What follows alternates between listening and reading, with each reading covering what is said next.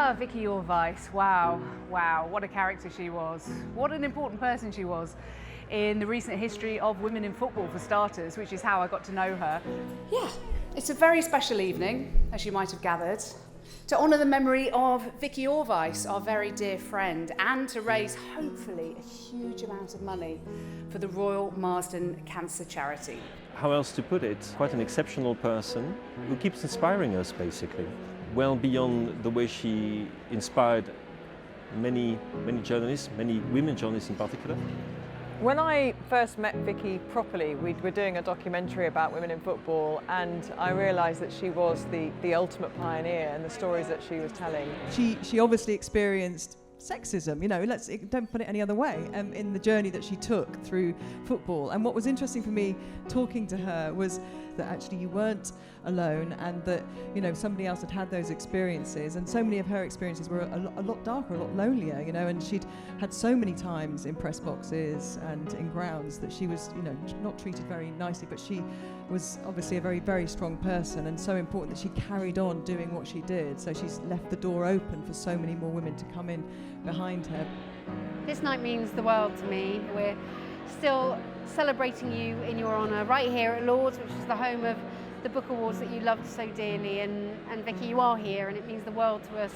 She was a fantastic friend to me, and an extraordinary journalist, and wonderful woman. And it's just a night, you know, we're raising money for the Royal Marsden, and it's just an absolute pleasure and joy to be here. What was amazing about Vikki was the fact that no matter what she wrote, she always wrote the truth. A lot of people, they like to embellish things ever so slightly, but what Vikki was the absolute master of was getting exactly to the point and to the reason of whatever outcome had come.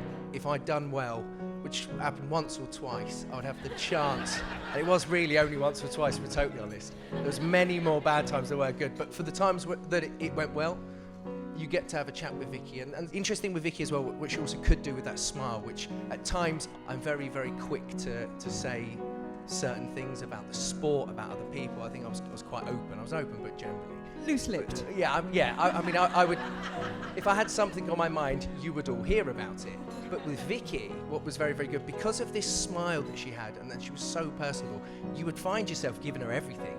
You would get every single little secret that was going, she would hear it, because she was just so warm to you, and for us, that's why we absolutely loved it.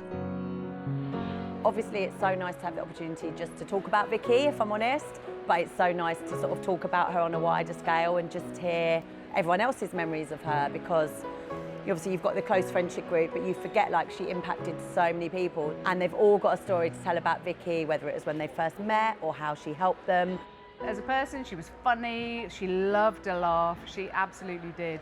She had a real sense of humour, and she had that kind of northern grit about her that meant she was so straight talking. She did not beat about the bush like the rest of us did. She just got straight on with it. I met her in 2002, and you know what? I walked into the press tribune at the Commonwealth Games in Manchester, and what a relief that there was another woman there. And from that moment on, she was just always there, always in your corner, always supporting you. And it's going to be really weird going back to track and field, and she just won't be there. I want to repeat what she said in her final message, written a week before she passed, and which she asked me to read out at her funeral. "We don't want people to be sad today," she said. "Please try and remember the good things, and good things in your lives too." Thank you.